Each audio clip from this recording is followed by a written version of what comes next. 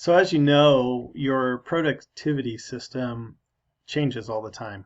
I adjust my setup inside of my apps constantly to try and make it a little more efficient. It's probably a big waste of time, but that's what I do. I find it invigorating to reorganize myself.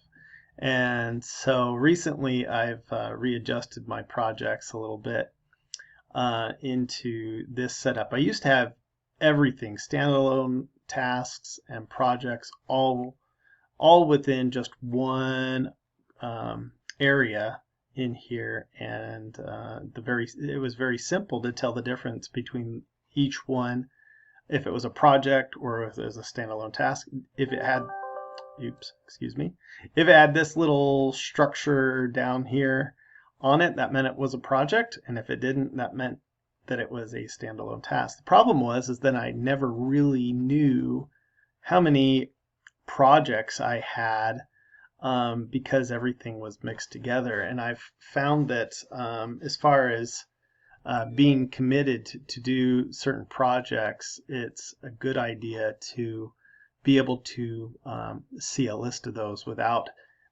having extra clutter inside of your projects list. And so I separated those out into a standalone tasks group, and so I've got those up here, and I can very quickly look through there and make sure I've got a context for each one of those. That I use labels to apply contexts to all my tasks, assigned people, whether or not I'm waiting for something. Anyway, that's what I use. As far as projects are concerned, I again put it in here, and recently I had all my projects of all areas of my life in one area, and I would separate them out by areas by adding a label to them.